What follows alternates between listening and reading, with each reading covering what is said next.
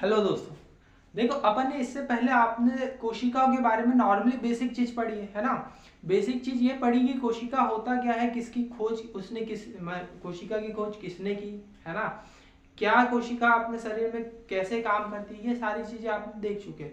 अब आपको देखना है कोशिका के अंदर पाए जाने वाले अंग के बारे में, है ना, कि कोशिका में कौन कौन से अंग पाए जाते हैं और उनका काम क्या होता है। आपने सुना होगा भी कोशिका का पावर हाउस कहा जाता है, एटॉम बम किसे कहा जाता है ना। आपने ये भी सुना होगा कोशिका का मस्तिष्क किसे कहते हैं, है ना। और नहीं सुना होगा तो अब तो आपको जानकारी पता हो जाएगी कि भाई कहते किसे मस्तिष्क।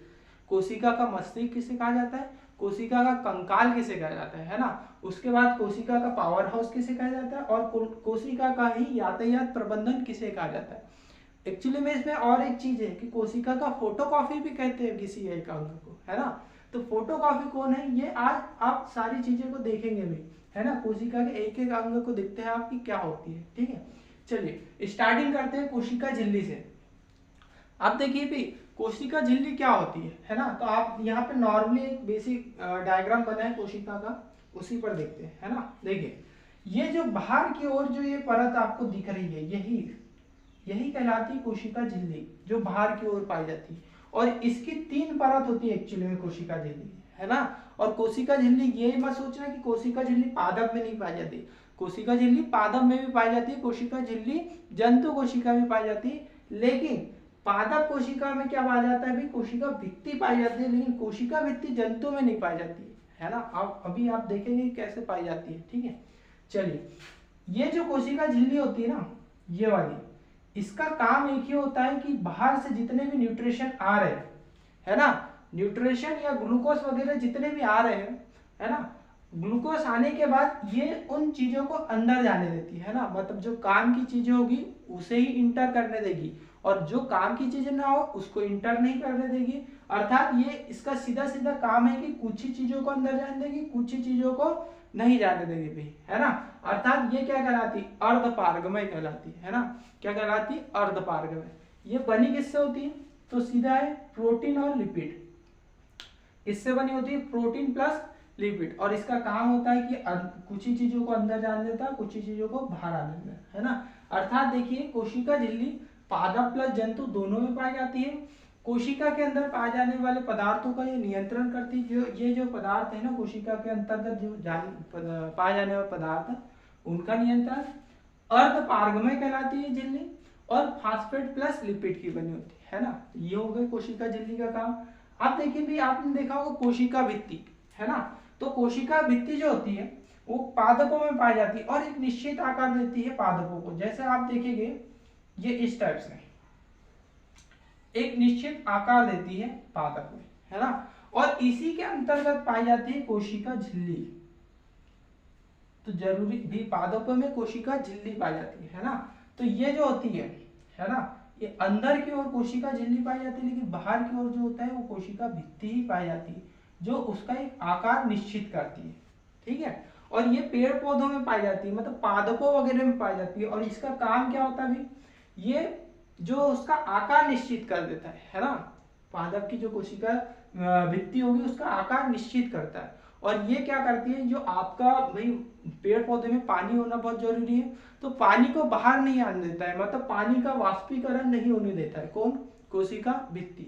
और ये बनी होती है सेलुलोज की बनी होती है, कठोर होती है ना। इसलिए आपने देखा होगा पेड़ पौधे में जो वाष्पीकरण की क्रिया होती है वो किससे होती है भाई, पत्तियों के माध्यम से होता है ना। किसमें होता है, पत्तियों के माध्यम से, ठीक है। और ये अदर भाई बाकी तने वगैरह से वाष्पीकरण की घटना नहीं होने देती, है ना।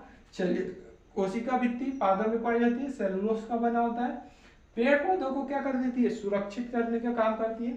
अच्छा जीवाणु की कोशिका भित्ति, भाई जीवाणु भी एक बार का क्या है, प्लांट है। जीवाणु क्या है, प्लांट है, मतलब पौधा है। लाखों की संख्या में आपके सामने जीवाणु घूम रहे हैं तो वो एक प्लांट है, ठीक है। उसमें भी कोशिका भित्ति पाई जाती है। तो जीवाणु की कोशिका भित्ति किसकी बनी होती है, पेप्टिडोग्लाइकन की बनी होती है। और काइटिन की, भाई कवक की कोशिका भित्ति काय की बनी होती है, काइटिन की बनी होती है। ये दोनों चीज क्वेश्चन पूछा जाता है एग्जाम में।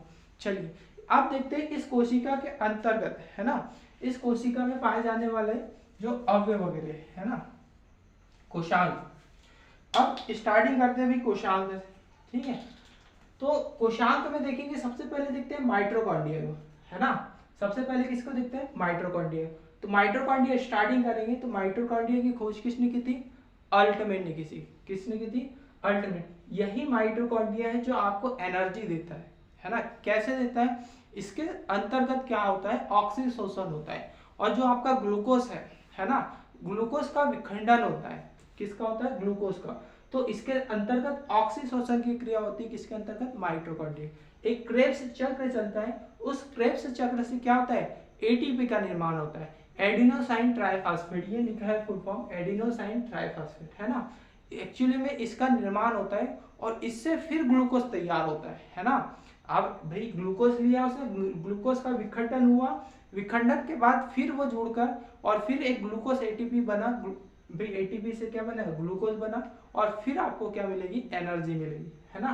तो इसलिए इसे देखो एनर्जी मिलती है, इसलिए इसे कोशिका का पावर हाउस कहा जाता है। किसको, माइटोकॉन्ड्रिया को। इसमें क्रेब्स चक्र चलता है, किसका निर्माण, एटीपी का निर्माण होता है ना। क्रेब्स चक्र एटीपी का निर्माण होता है। और इसमें कौन सा शोषण होता है, तो ऑक्सीशोषण होता है ना। क्या होता है, ऑक्सीशोषण होता है, ठीक है। इसकी आंतरिक दीवार जो होती है, माइटोकॉन्ड्रिया की जो आंतरिक दीवार है ना, वो क्रिस्टी कहलाती है। क्या कहते हैं, क्रिस्टी कहलाती। आप जो बोल रहे हो, बोलने के बाद आपको एनर्जी मिलती है, तो एनर्जी कहाँ से मिलती है, यही माइटोकॉन्ड्रिया से आपको एनर्जी मिलती है ना। आप चल रहे हो, फिर रहे हो, तो आपको एनर्जी कहाँ से मिलेगी, यही माइटोकॉन्ड्रिया से एनर्जी मिलेगी, है ना। देखो अपन ने माइटोकॉन्ड्रिया के बारे में पढ़ लिया, है ना। अब अपन इसके आगे कोशांक देखेंगे। आपको पता है कि माइटोकॉन्ड्रिया क्या बनाता है, एनर्जी बनाता है। जैसी एनर्जी बनी, तो एनर्जी बनने के बाद उसको भाई उसको एक स्थान से दूसरे स्थान तक के ले जाने के लिए कोई ना कोई चाहिए, तो उसके लिए ये आता है गोल्जी का। क्या आता है, गोल्जी का। इसे गोल्जी बॉडी भी कहते हैं, है ना। इसकी खोज कैमिलो गोल्जी ने की थी। एक्चुअली में ये काम ही एक करता है भी कि जितने भी आपके एनर्जी बनी, जितने भी आपके प्रोटीन वगैरह हैं या जितने भी न्यूट्रिशन है, उन सभी को एक थैली नुमा संरचना होती है ये खुद, है ना, उसको अपनी थैली में रखकर एक स्थान से दूसरे स्थान तक ले जाने का काम कौन करता है, गोल्जी का करता है। अर्थात इसे यातायात प्रबंधन कहते हैं, क्योंकि ये यातायात का काम करता है ना।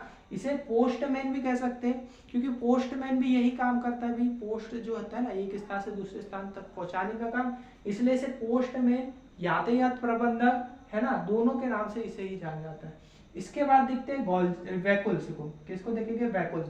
वैकुल्स क्या होता है, एक राजधानी होती है भी, है ना। वैकुल्स क्या होता है, एक राजधानी होती है। अब ये जो होती है एक ही काम करती है, आपकी पानी को स्टोर करने का काम। क्या करेगी, पानी को स्टोर करने का काम। वैकुल्स पेड़ पौधे में पाया जाता है। पेड़ पौधे में पानी जो होता है ना, अधिक मात्रा में चाहिए, इसलिए वहां पर जो वैकुल्स होती है वो बड़ी होगी, लेकिन जंतुओं में जो वैकुल्स होगी वो छोटी होगी, है ना। कैसे होगी, छोटी। ये ओनली पानी स्टोर करने का काम करेगा वैकुल्स का, है ना। तो जैसे आपने देखा होगा, आपके शरीर में जो पानी है, आपने जैसे पानी पिया तो इकट्ठा पानी नहीं रहेगा, एक साथ जमा नहीं रहेगा, है ना। वो अलग अलग वैकुल्स के पास क्या होता है, बढ़ जाता है ना। ये पानी को स्टोर करेगा कौन, वैकुल्स, ठीक है। आपके शरीर में अगर 1% पानी की कमी हुई ना, तो आपको भाई क्या लगेगी, प्यास लगेगी। 2% पानी की कमी हुई तो और प्यास लगेगी। लेकिन आपके शरीर में अगर 10% से अधिक पानी की कमी हो गई, है ना, आपके शरीर में कितना 10% अधिक पानी की कमी होगी, तो आपकी सीधी क्या हो जाएगी, मृत्यु हो जाएगी। इसलिए पानी होना आपके शरीर में बहुत जरूरी है भी, ठीक है। इसी के बाद देखते हैं लाइसोसोम के बारे में। लाइसोसोम क्या होता है, एक पाचन करने का काम होता है। जितने भी आपके कोशांक है, कोशांक में जो वेस्ट पदार्थ है, सभी का पाचन कौन करेगा, लाइसोसोम करेगा। अगर इस कोशिका में देखो, इस कोशांक में अगर कोई भी काम करना बंद कर दे, तो ये कोशांक में देखो नियंत्रण करने का काम केंद्रक का होता है। नियंत्रण कौन करेगा, केंद्रक। अगर कोई कोशांक काम नहीं कर रहा है, तो ये केंद्रक उसको समझाने का काम जरूर करेगा, लेकिन उसको दंड देगा कौन, लाइसोसोम। इसके पास पाया जाता है हाइड्रोलाइटिक एंजाइम या जल अपघटक एंजाइम बोलते हैं। जब कोई कोशांक काम नहीं करता है, तो उस कोशांक में अगर वो नहीं समझ रहा है, तो ये लाइसोसोम के पास आएगा कौन, केंद्रक। और लाइसोसोम जाएगा सीधे जो कोशांक का काम नहीं करता, उसके ऊपर क्या छिड़क देगा, हाइड्रोलाइटिक एंजाइम, और उसका क्या कर देगा भाई, पाचन कर देगा, है ना। अर्थात ये पाचन करने का मुख्य काम करता है। लेकिन आपका अगर यह पूरे के पूरे कोशांक अगर काम करना बंद कर दे, तो ये क्या करेगा कि अपनी जो खुद की थैली है उसको फाड़ लेगा भी, और खुद की अगर थैली फाड़ेगा उसमें क्या होगा, हाइड्रोलाइटिक एंजाइम, ये पूरे हाइड्रोलाइटिक एंजाइम पूरे कोशिकाओं में सेल में फैल जाएगा, जिसके बाद क्या होगा, इस पूरे कोशांग वगैरह की क्या होने लग जाएगी, मृत्यु हो जाएगी। अर्थात ये अपनी खुद की थैली को फाड़ लेता है, इसलिए इसे आत्महत्या की थैली कह सकते हैं आप, है ना। तो